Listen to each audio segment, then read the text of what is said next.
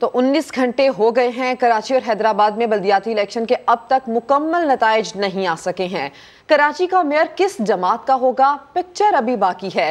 तीर आगे है या तराजू, बल्ला आगे है या पीछे, सूरत हाल वाज़े नहीं हो पाई है।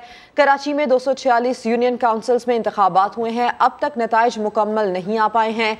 7 यूसीज पर उम्मीदवार बिला मुकाबला मुंतखब हो चुके हैं। गैर हतमी और गैर सरकारी नताइज के मुताबिक किमाड़ी, मलीर और जिला जनूबी में पीपल्स पार्टी आगे है, तो शर्की और वस्ती में जमात इस्लामी को वाज़े बरतरी हासिल है।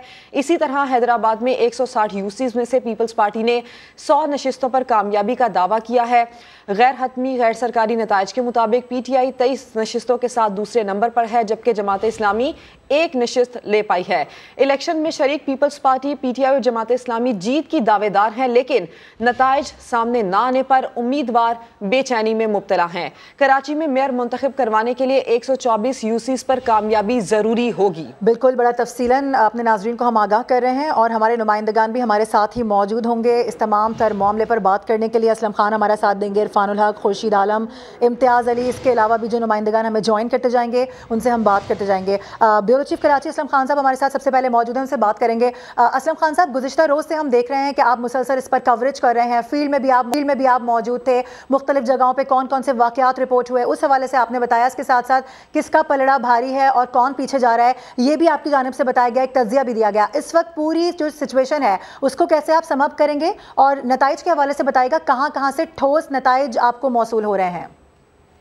देखिए, इसमें अगर मेयर की लिए बात करें तो पीटीआई तो इस इंतखाब में कहीं पर भी नहीं है। पीपल्स पार्टी और जमात इस्लामी के दरमियान तगड़ा मुकाबला अभी भी चल रहा है। जिस तरह हाफिज नईम ने दिखा कि 10 से 15 यूसी पर मामला अटका हुआ है। 100 पर उन्होंने कामयाबी का दावा किया है, 90 से ज्यादा सीटों पर पीपल्स पार्टी की कामयाबी का दावा है। लेकिन अगर हम देखें कि जिला जनूबी, जहाँ पर बहुत वाज़ेह अक्सरियत आ गई है पीपल्स पार्टी की, यहाँ पर 25 यूनियन काउंसिलों पर इंतखाबात हुए थे यूसी चेयरमैन के लिए। लियारी में 13 यूसी में से 11 पर पीपल्स पार्टी ने कामयाबी हासिल की। 1 यूसी जो है वो तहरीक लब्बैक के हिस्से में आई है और 1 पर इंतखाब नहीं हो सका।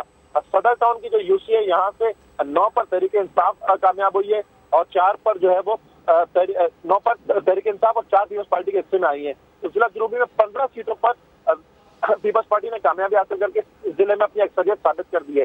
शुमारी की बात करें तो 32 सीटों में से 18 पर पीपल्स पार्टी वाज़ेह अक्सरियत के साथ आगे है। हतमी नतीजे शाम तक आ जाएंगे तो उसकी अक्सरियत साबित भी हो जाएगी। अगर हम जिला मलीर की बात करें तो वहां पर तकरीबन 30 यूनियन काउंसिलों में जो ज़िमनी इंतखाबात हुए थे, 23 पर पीपल्स पार्टी को वाज़ेह अक्सरियत हासिल है। जिस तरह भी एजाज अहमद चौहान साहब ने बताया, शाम तक ये नताइज हो जाएंगे। तो 3 जिले ऐसे हैं जहाँ पर वाज़ेह अक्सरियत के साथ पीपल्स पार्टी है और उसी बुनियाद पर वो दावा भी कर रही है कि 80 से 90 नशिस्तें वो जीत चुके हैं। ठीक है असलम खान साहब, जिस तरह से आप हमें तफसील बता रहे हैं, दीगर जो अजला है वहाँ पर सूरत हाल क्या है ये भी हम जानते हैं। इरफानुल हक ज़िला वस्ती में मौजूद है। इरफान, ज़िला वस्ती से जमात इस्लामी को वाज़ेह बरतरी सामने आ रही है, दीगर जमातों की यहाँ पर पोजीशन क्या है और नताइज की पोजीशन क्या है? कितने वाज़ेह नताइज अब तक यहाँ से सामने आ चुके हैं? क्या मुकम्मल नताइज सामने आ चुके हैं ज़िला वस्ती से? सिद्रा, ज़िला वस्ती के जो इंतखाबी नताइज का ट्रेंड है वो वही है जो कल हम नाज़रीन को बता चुके हैं। जब काउंटिंग शुरू हुई थी, जो ट्रेंड सामने आया था उसमें जमात इस्लामी को सबकत हासिल थी और वही ट्रेंड हम अब मज़ीद देख रहे हैं। जो नताइज आना शुरू हुए हैं, सुस्त रवि का शिकार है जो नताइज की तैयारी का अमल है, उसकी वजह से उम्मीदवारान भी परेशान हैं।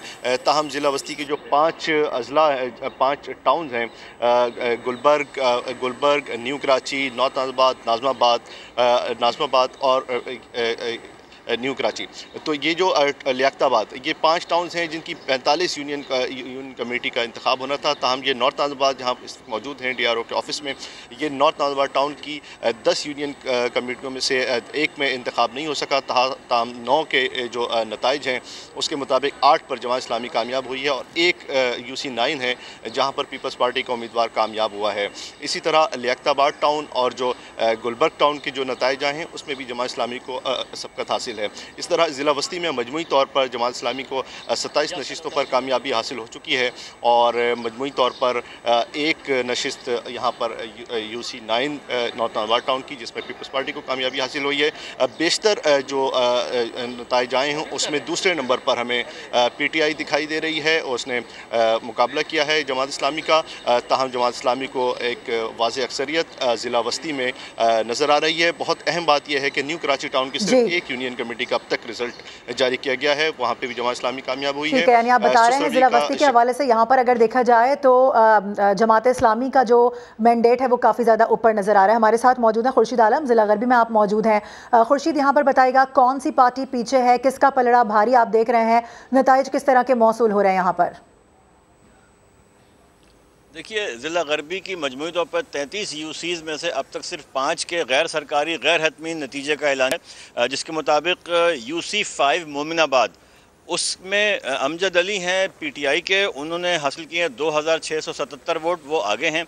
और उसके बाद इनामुर रहमान उस्मानी हैं, पाकिस्तान पीपल्स पार्टी से इनका ताल्लुक़ है, उनके 1636 वोट हैं। और TLP के जमील अख्तर हैं जिन्होंने 350 वोट हासिल किए हैं। तो इस तरह यहाँ पे PTI जो है UC5 मोमिनाबाद में वो आगे है। इसी तरह अगर हम बात करते हैं मंगोपीर टाउन की 16 UCs की, तो उसके 4 UCs के नताइज हमारे सामने मौजूद हैं जो गैर सरकारी गैर हतमी हैं। UC1 में पीपल्स पार्टी को बरतरी है, 1381 वोट हैं उनके, जबकि PTI के अब्दुल लतीफ़ रिंद को 943 वोट मिले हैं। UC2 की अगर हम बात करते हैं मंगोपीर टाउन के, तो उसमें पीपल्स पार्टी के यूनुस मेंगल आगे हैं और उन्होंने 2123 वोट हासिल किए हैं, जबकि JUI के मोहम्मद नसीम को 1498 वोट मिले हैं। UC3 मोहम्मद खालिद हैं जमीयत उलमा इस्लाम के, वो 1100 वोट लेकर आगे हैं, जबकि अहमद इकबाल जिनका ताल्लुक पीपल्स पार्टी से है वो 997 वोट। ठीक है, सूरत हाल यहाँ से आप खुर्शीद आलम आप हमें बता रहे हैं। हैदराबाद में क्या सूरत हाल बनी है? इम्तियाज़ अली खावड़ हमारे साथ मौजूद हैं।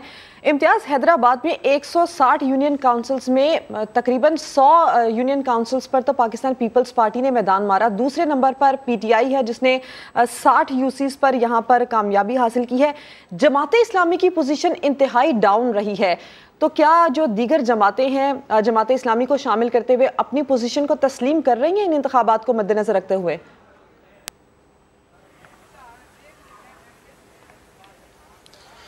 जी बिल्कुल, इंतखाबात को मद्देनज़र रखते हुए तमाम पार्टीज़ जो है वो इलेक्शन को जो है वो एक्सेप्ट भी कर रहे हैं। उसके अलावा अगर बात करें तो पाकिस्तान तहरीक इंसाफ की टोटल जो है वो 23 नशिस्त से इस वक्त तक जो है गैर हतमी और गैर सरकारी नताइज के मुताबिक जो है उस पर उन्होंने कामयाबी जो है वो हासिल की है। पाकिस्तान पीपल्स पार्टी ने 160 यूनियन UCs थी, जिसमें से जो है 31 बिला मुकाबला पाकिस्तान पीपल्स पार्टी के ऑलरेडी आ चुके थे। तो कल जो है जो गैर हतमी गैर सरकारी नताइज के मुताबिक 20 पीपल्स पार्टी ने जो है वो कामयाबी सीटों पर हासिल की हुई है। टोटल अगर कंबाइन कर रहे हैं तो 51 जो है पाकिस्तान पीपल्स पार्टी जो है वो सीटें उस पर कामयाब हुई है। इस हवाले से जो है उसका पलड़ा जो है वो हमें भारी देखने को मिल रहा है। सेकंड नंबर पर जो है पाकिस्तान तहरीक इंसाफ की जो है वो 23 सीटें जो है इस वक्त जो गैर हतमी गैर सरकारी नताइज के मुताबिक है, जबकि जमात इस्लामी की एक UC है जिसपे उसने जो है